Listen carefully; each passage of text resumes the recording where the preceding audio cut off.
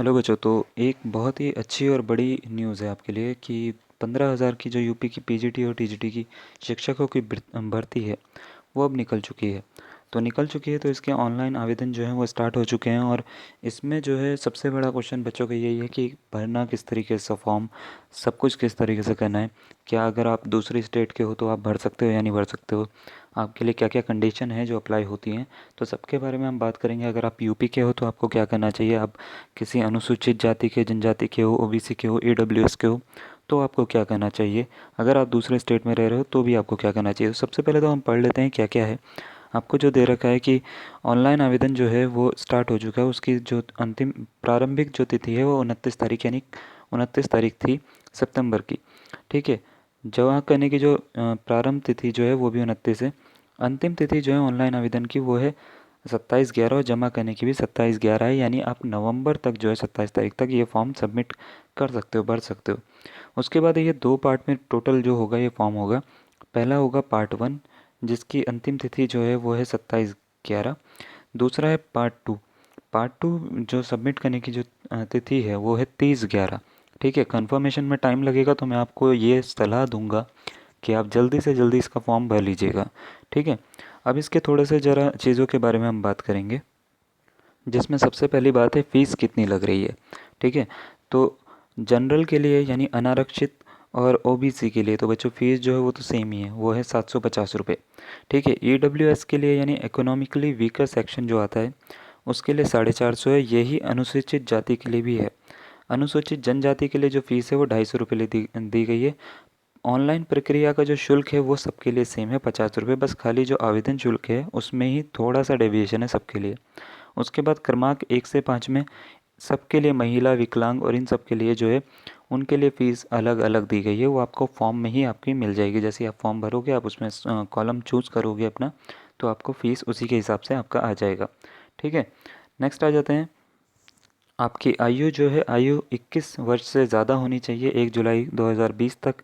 और सबसे बड़ी बात इसमें ग्रेड पे कितना है, तो ग्रेड पे 4600 का है। बहुत अच्छा ग्रेड पे है। सेवन्थ लेवल जो है सेवन्थ पे कमीशन के ऊपर आपको मिलेगा, जो कि है 44,900 से 1,42,400 तक के बीच की।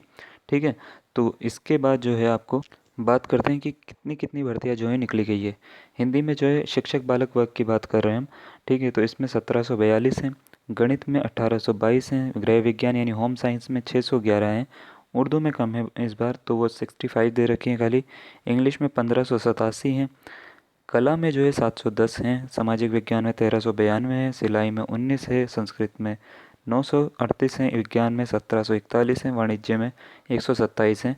इसी तरीके से शारीरिक शिक्षा और कृषि में जो है 497, 184। संगीत में जो है सिर्फ 6 हैं, और संगीत गायन में जो है वो 10 हैं।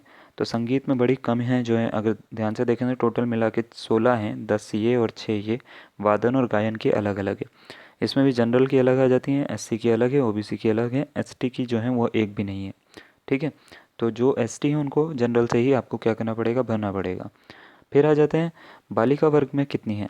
तो बालिका वर्ग में जो है हिंदी की जो है 214 है, गणित की 167 है, गृह विज्ञान की जो है 160 है, उर्दू की है 12 है, इंग्लिश की 196 है, कला की 103 है, सामाजिक विज्ञान की 186 है, सिलाई की 4 है, संस्कृत की 97 है, विज्ञान की 202 है, वाणिज्य की 8 है यानी वाणिज्य, और उसके बाद कृषि की 1 है, शारीरिक शिक्षा की यानी फिजिकल एजुकेशन की जो है वो 48 है, वादन और गायन की इसमें ज़्यादा है 14 और 50।